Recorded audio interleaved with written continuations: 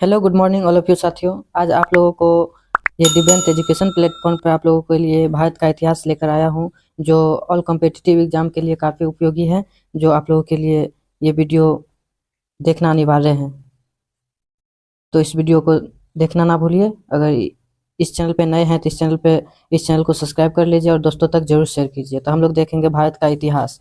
उत्तर में हिमालय से लेकर दक्षिण में समुद्र तक फैला यह उपमहाद्वीप भारतवर्ष के नाम से ज्ञात है। किस नाम से ज्ञात है? भारतवर्ष के नाम से ज्ञात है, जिसे महाकाव्य तथा पुराणों में भारतवर्ष अर्थात भारतों का देश तथा यहाँ के निवासियों को भारतीय अर्थात भरत की संतान कहा गया। यहाँ की भरत का क्या कहा गया? संतान कहा गया, संतान। भारत एक प्राचीन कबीले उत्तर पश्चिम में रहने वाले लोगों का एक समूह है। भारत कबीले उत्तर पश्चिम में रहने वाले लोगों का एक समूह है, उत्तर पश्चिम में रहने वाले हैं। और का नाम था, इसका उल्लेख ऋग्वेद में भी मिलता है। इसका नाम ऋग्वेद में भी मिलता है। बाद में इसका प्रयोग देश के लिए होने लगा है। बाद में इसका प्रयोग देश के लिए होने लगा है। प्राचीन भारतीय अपने देश को जम्मू द्वीप अर्थात जम्मू जामुन वृक्षों का द्वीप कहते थे। वृक्षों का द्वीप कहते थे। वृक्षों का द्वीप कहते थे। प्राचीन ईरानी इसे सिंधु नदी के नाम से जोड़ते थे।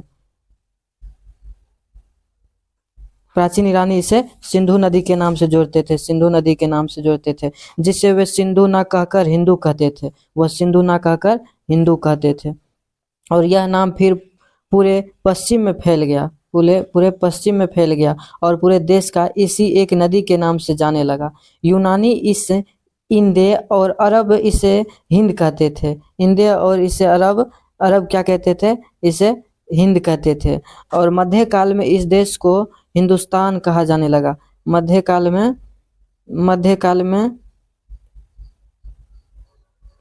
में इस देश को हिंदुस्तान कहा जाने लगा है। हिंदुस्तान कहा जाने लगा। क्या कहा जाने लगा? हिंदुस्तान। अब हम लोग आगे की देखते हैं साथियों।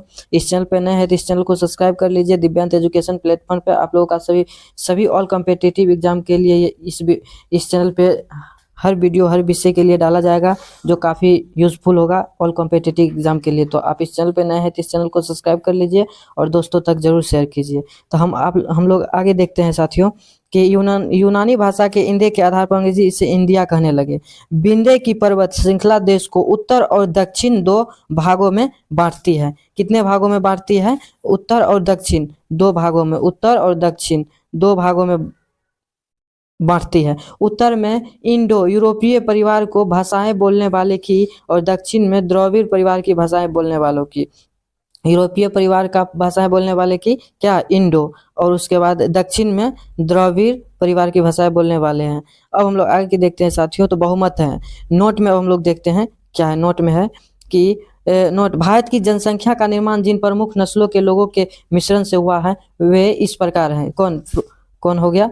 प्रोटो ऑस्ट्रोलाइड, पैलियो, मेडिटेरियन, काकेसाइड, निग्रोइड और मंगोलाइड।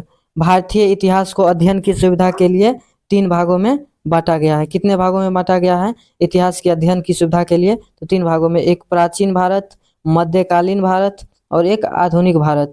तो नोट में फिर से देखेंगे साथियों, नोट में कि सबसे पहले इतिहास को 3 भागों में बांटने का श्रेय जर्मन इतिहासकार क्रिस्टोफ सेलियरस ने दिया था। कब दिया था? 1638 से 1707 को है।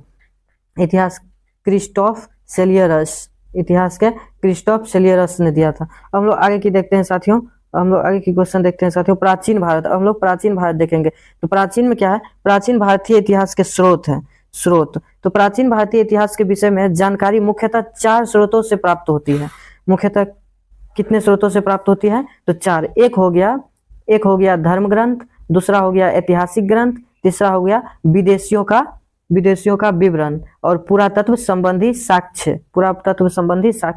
धर्म ग्रंथ एवं ऐतिहासिक ग्रंथ से मिलने वाली महत्वपूर्ण जानकारी। भारत का सर्वप्राचीन धर्म ग्रंथ वेद है। धर्म ग्रंथ क्या है? तो वेद है, जिसके संकलनकर्ता महर्षि कृष्ण दयानंद वेदव्यास को माना जाता है। संकलनकर्ता महर्षि के वेद वासुदेव कुटुंबकम का का उपदेश देता है। भारतीय परंपरा वेदों को नित्य तथा अपौरुषेय मानती है। वेद 4 हैं। एक है ऋग्वेद, यजुर्वेद, सामवेद और अथर्ववेद। इन 4 वेदों को संहिता कहा जाता है। अब ऋग्वेद में देखते हैं साथियों, ऋचाओं के क्रमबद्ध ज्ञान के संग्रह को ऋग्वेद कहा जाता है। ऋचाओं के क्रमबद्ध का मतलब हुआ लगातार, ज्ञान के संग्रह मतलब संग्रह, कोई चीज वहां जमा, संग्रह का मतलब इकट्ठा, को ऋग्वेद कहा जाता है।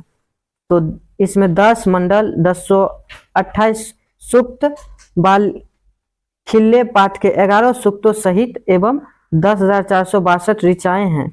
इस वेद के ऋचाओं के पढ़ने वाले ऋषि को होत्री कहते हैं। क्या कहते हैं?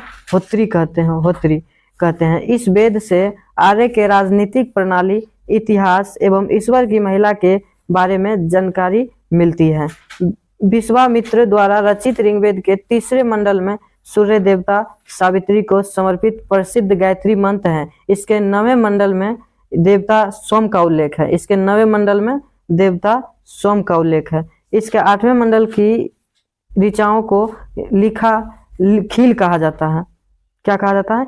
खील। इसके 8वें मंडल की हस्तलिखित ऋचाओं को खील कहा जाता है। आप लोगों को ये सब काफी ऑब्जेक्टिव, सभी ऑल कॉम्पिटिटिव एग्जाम के लिए काफी उपयोगी है, जो कि आप लोग अच्छे तरीका से देखते रहिए। अगर इस चैनल पर नए हैं तो इस चैनल को सब्सक्राइब जरूर कीजिए और दोस्तों तक जरूर शेयर कीजिए। ऋग्वेद का सबसे बड़ा 10वां मंडल है। इसमें नदी स्तुति सूक्त, नदियों की प्रशंसा, पुरुष सूक्त, वेदी, समाज शास्त्र, नाश दिए।